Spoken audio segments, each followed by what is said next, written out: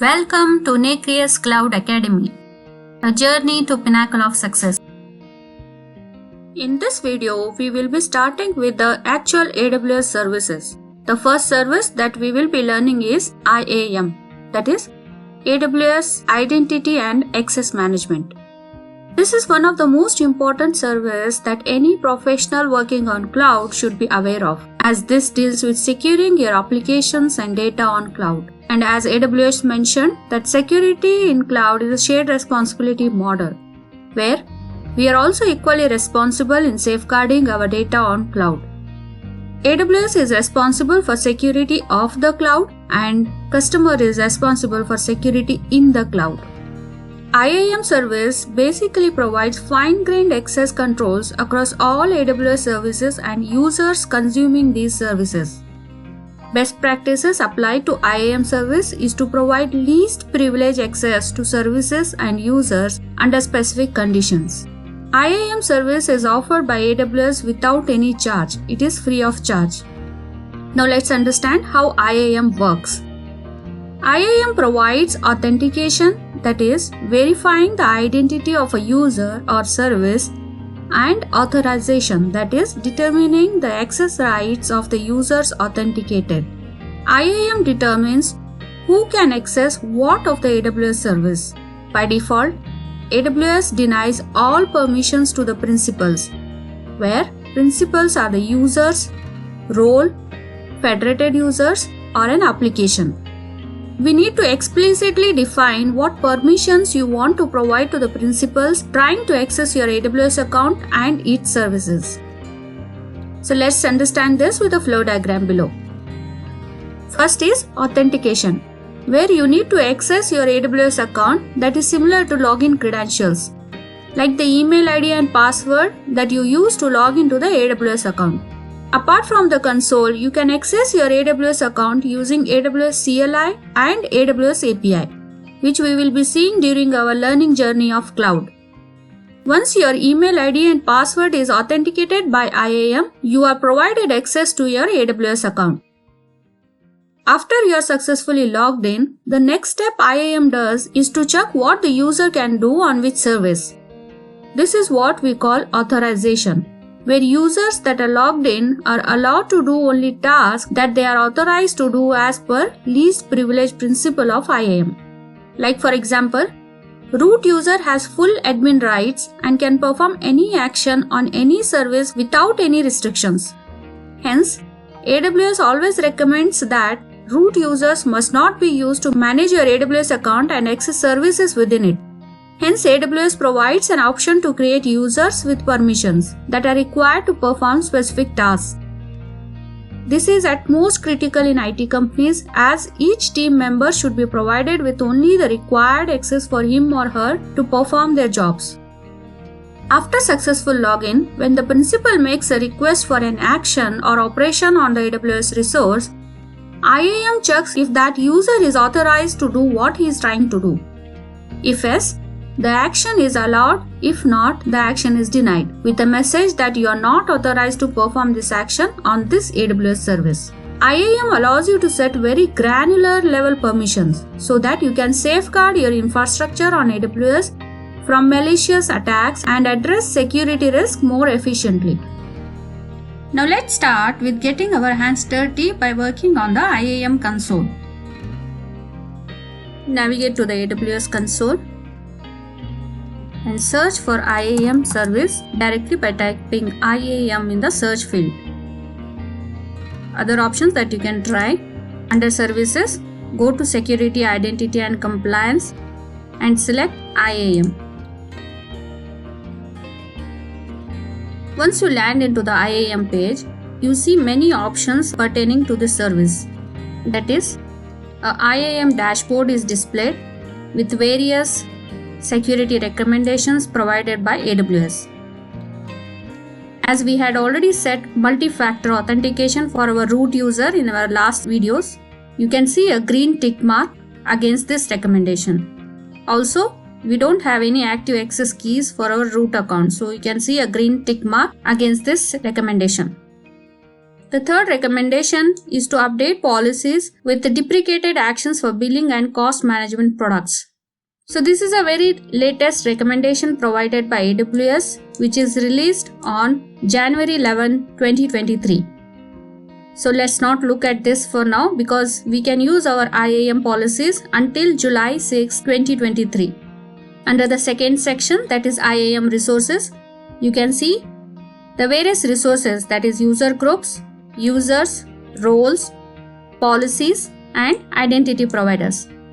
Since this account is very new, you do not see any groups, users, or policies or identity providers. However, AWS provides you two roles, that is AWS service role for support and AWS service role for trusted advisor by default when you create the account. Let's go back to our dashboard. We will be creating the groups, users, and roles policies in this session. We'll come back later to the dashboard and see this data being updated. The last section is what's new. This section lists the updated features in IAM service. You can see all the features that AWS releases with respect to IAM service. Click on more to see more. If you want to get more details about this feature, you can click on the link. It will take you to the web page where more details about this feature is listed. Let's go back to our console. You also have a left navigation bar with many other options under access management and reports. Under access management, you have user groups, user roles, policies, identity providers, account settings. The first one is user groups. User groups are nothing but a collection of IAM users, which will help you to grant permissions to multiple users at the same time. In order to create a group, we need to first create the users. So let's go to Users tab and click on Add Users. It will take you to the Add Users page where you have 5 steps to complete your user creation. In the first step, you need to provide details of the user like username. So let's create a user with the name as admin1. You can also create multiple users by clicking on Add Another User button and give name as admin2. Likewise, you can add many other admins to the admin group that you are going to create. Similarly, you can add many other users. Under the Select AWS Access type, you have two options, that is access key and password. Access key is nothing but it will give the admin programmatic access to your AWS services, whereas password will give a AWS console access. When you select password, you see couple of other options, that is how you want the password to be generated, whether you want the auto-generated password or you would like to provide a custom password. Let's keep the default option as auto-generated password.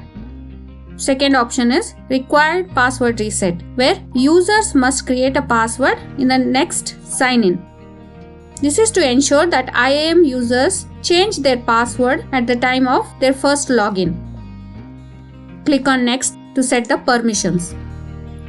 In the second step, we are setting the permissions for this user. You can add the two users that you are going to create to the group by clicking on Create Group button. Give a name to the group as Administrator. Select the policy as Administrator Access and click on Create Group. You can see that the group is created with the permission of Administrator. Click Next to apply the tags.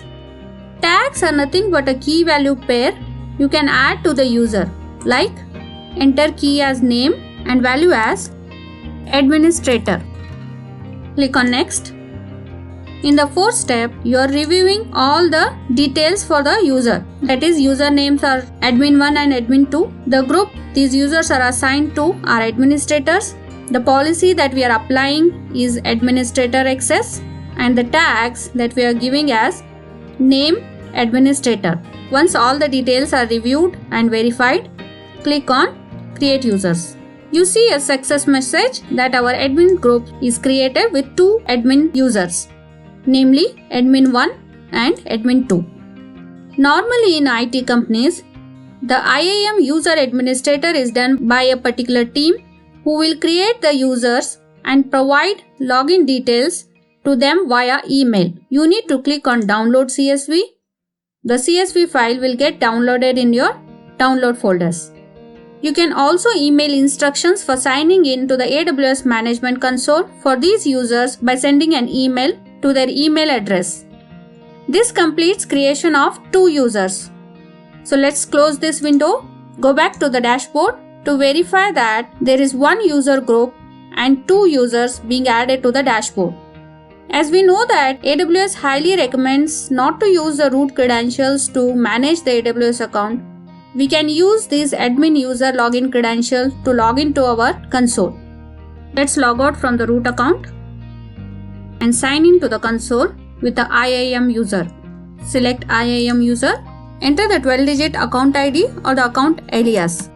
Click on Next, enter the IAM username as admin1. Copy the password from the downloaded CSV and enter the password in this field. Click on Sign In. As I had mentioned, for this user, we have selected Reset Password on the next sign in. So that's the reason why you are seeing this page. Where you are entering the default password that is provided to you by the team here, and here in the new password field, you are setting your own password. Once you have changed your password, confirm on password change. Upon successful login, you see that you are logged in as admin1 at this account. Let's go back to IAM.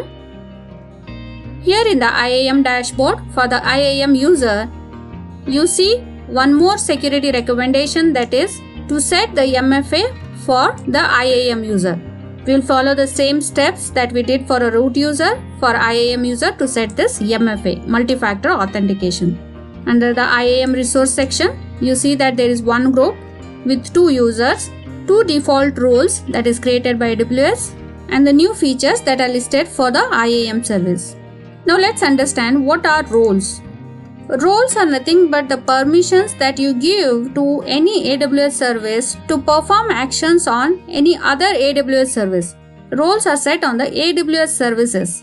That is, for example, if you want to give the EC2 service of AWS access to the S3 service of the AWS, then you should define a role for EC2 and grant permission to access the service S3. To do that, click on the Create Role. Under Select Trusted Entity, select AWS Service. AWS lists the common use cases. We'll proceed with EC2. Click on Next.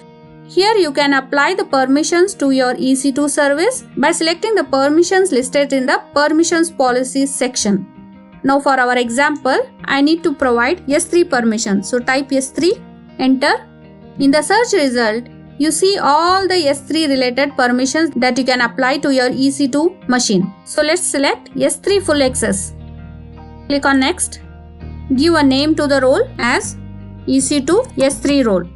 You can give your own description. By default, AWS has added a description which will allow EC2 instance to call AWS services on your behalf. Verify the permissions that you have added. Click on Create Role. It will take some time to create the role, and you see that your role is added to the roles list and the number has changed to 3. To verify the same, go back to dashboard and see that 3 roles have been added. Now let's understand what are policies. Policies are nothing but permissions. AWS by default provides 1031 AWS managed policies which you can consume or create your own policy by clicking on Create Policy button. You can create your own policy by using a visual editor or entering a JSON object here. This will allow you to create more customized policies depending on your requirement. You can also do customization on the existing AWS managed policies by importing those policies here. Click on Import Managed Policies. Select the policy that you want to modify. Like for example, S3 full access. Import the policy. You see this policy has S3 and S3 object Lambda. So for example, if I want only S3 all actions and don't want any actions on Lambda, remove this permission and click on Next. You can add tags, which is optional. Click on Next to review. Give a name to your policy, add a description and click on Create Policy. Your policy is created which you can see in the top of the list, and the type is Customer Managed. When you navigate back to the dashboard, you see one policy is added to your account, that is EC2S3 policy. There are other options available for you to explore in IAM console, which will be part of the advanced course for IAM. You can get all the details for IAM service by referring to this documentation link. I will share this link in the description section of this video. With this, I conclude my today's session. Thank you for your time, and I hope I was able to deliver value for your time. This is Tasleem signing off for now.